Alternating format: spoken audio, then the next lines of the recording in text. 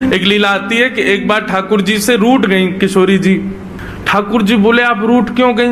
बोले नीली नीली मणि आप जो पहन करके आए हो, इसमें एक गोपी का चित्र दिखाई दे रहा है मुझको। ये कौन है? हमसे हूँ रूप गुण सुंदर, ये तो हमसे भी ज्यादा सुंदर है। इसके नेत्र तो देखो कितने प्यारे नेत्र हैं इसके। ठाकुर जी की मणि देख करके श्री जी कह रही हैं, इसकी मुस्कान तो देखो, पता नहीं कहां से तुम्हारे चक्कर में पड़ गई काले कलूटे, ये देखो कितनी प्यारी है। कौन है ये? इसके बारे में मुझे बताओ। मान करके रूठ करके बैठ गई। इतने में ललिता जी आई, किशोरी जी की सखी। ठाकुर जी से बोली, कहा भयो आज श्री जी नाराज क्यों हैं? ठाकुर जी मुस्कुरा के बोले हम एक मणि पहन करके आए हैं, उस मणि में राधा रानी को अपना ही प्रतिबिंब दिख रहा है, और अपनी प्रतिबिंब को देख के कह रही, जो कौन है? ये हमसे भी ज्यादा सुंदर है, ये इतनी हंस क्यों रही है, इसकी आंख इतनी सुंदर क्यों है, ये तुम्हारे चक्कर में कहां से पड़ गई? इस बात से मान करके बैठी। इतनी बोली है राधा रानी।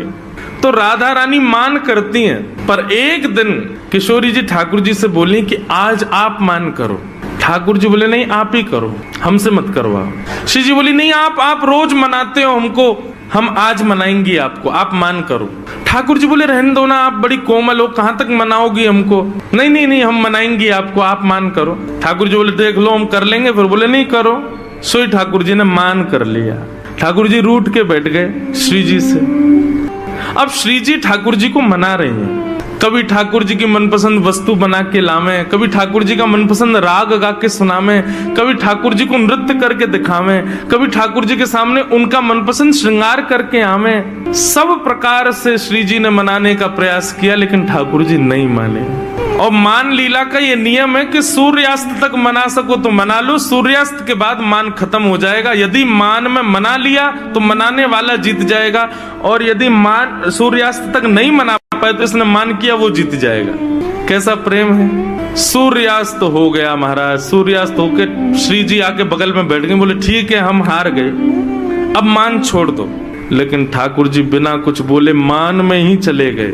श्री जी बोली ये नियम नहीं है, सूर्यास्त के बाद मान खत्म करना होता है, आप तो मान में ही जा रहे हो। ठाकुर जी कुछ नहीं बोले, चले गए नंद भवन। श्री जी को रात भर नींद नहीं आई। बोले कि ऐसा कैसा मान किया कि रात में बात भी नहीं करके गए। दूसरे दिन फिर ठाकुर जी गौचारण के लिए आए। श्री जी आई, ठाकुर जी अभी भी मान में ही बैठे थे। श्री जी बोली देखो ये बहुत ज्यादा हो रहा है, आप कल से मान करके बैठो, रात में बात भी नहीं करके गए और अभी भी मान कर रहे हो। फिर श्री जी मनाने लगी, ठाकुर जी फिर नहीं माने, और रात में फिर बिना बात किए चले गए। 2 दिन हो गए, अब तो श्री जी से सहन नहीं हुआ, इतनी व्याकुल हो गई श्री जी। कल तीसरा दिन है, कल अंतिम प्रयास करूंगी, यदि नहीं माने तो मैं यमुना जी में जल समाधि ले लूंगी।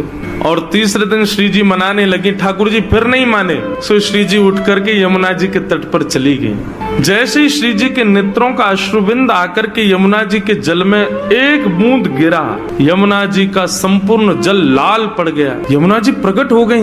हे श्यामाजू, आपको किसने विरह दिया?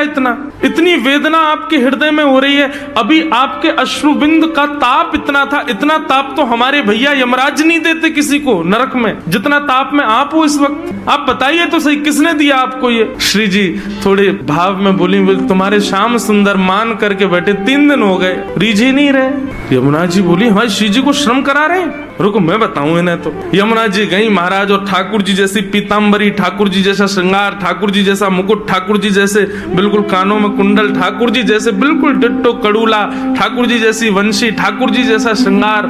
और श्रृंगार करके जैसे ही यमुना जी आई, श्री जी देख कर अरे श्याम सुंदर आप मान गए? यमुना जी बोली हम श्याम सुंदर नहीं है, हम यमुना जी हैं। अरे आप तो बिल्कुल श्याम सुंदर जैसी लग रही हो, आपकी महक भी बिल्कुल श्याम सुंदर, बोली भी श्याम सुंदर, चाल ढाल सब श्याम सुंदर। बोले यार श्याम सुंदर ने अपने रूप पे, अपनी वाणी पे, अपने कटाक्ष नेत्रन से पूरी गोपीन को कष्ट दे रखो, या श्याम सुंदर को यही के रूप से कष्ट दूंगी मैं।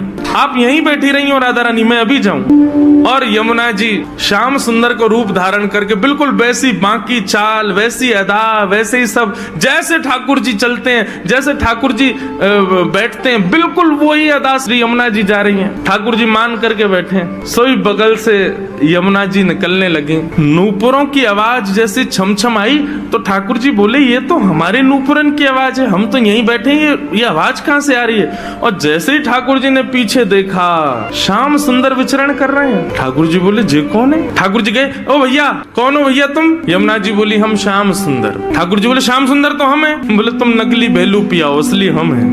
बोले ऐसे कैसे, तुम पे वंशी बजानी आवे, देखो मैं वंशी बजा के दिखाऊं। ठाकुर जी ने वंशी बजाई, उससे बढ़िया यमुना जी ने बजा दी। बोले मेरे पास काली कमली तुम्हारे पास है। यमुना जी ने अपनी काली कमली दिखा दी। सब प्रकार से ठाकुर जी अपनी वस्तु दिखावें और यमुना जी उसको प्रस्तुत करें। बोले अब कैसे सिद्ध हो कि असली श्याम सुंदर कौन है। यमुना जी बोली मैं एक टेर बजाऊंगो, यदि मेरी टेर सुन के राधा रानी बगल में आके खड़ी है गई तो समझो वही असली श्याम सुंदर, जाके बगल में किशोरी जी आके खड़ी हूँ। अब ठाकुर जी बोले हम तो मान करके बैठे, हमारे बगल में तो आएंगी नहीं, वो इन्हीं के बगल में आएंगी। जैसे ही टेर बजाई श्री जी आने लगी। ठाकुर जी दौड़ करके गए श्री जी के चरणों में, आप मैं असली श्याम सुंदर मेरे बगल में, मैं कभी मान नहीं करूंगा, आज के बाद आप मेरे बगल में बैठ जाओ, एक बार सिद्ध कर दो। श्री जी बोली कौन कौन कहां से आ जाते हैं नकली नकली लोग, असली श्याम सुंदर तो वो है। श्री जी गई और श्री यमुना जी के बगल में जाके खड़ी हो गई। अब तो सब गोपियां उन्हीं के चंवर डुरावे, उन्हीं पे इत्र छिड़कावे, उन्हीं पे गुलाब जल अर्पित करें, सिंहासन पे उन्हीं को बैठावे, उन्हीं को भोग लगावे और दूर करे श्याम सुंदर रो में। बोले मैं हूँ असली श्याम सुंदर, जे कहां से नकली आ गए हो। जैसे ही श्याम सुंदर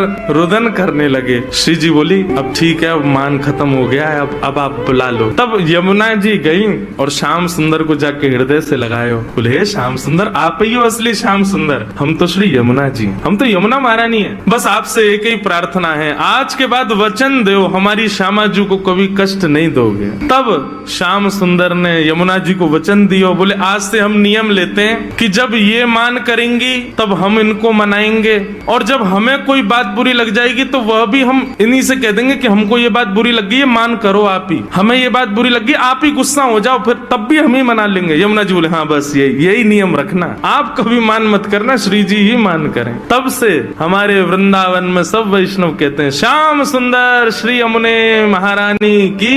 तब से श्री यमुना जी श्याम सुंदर।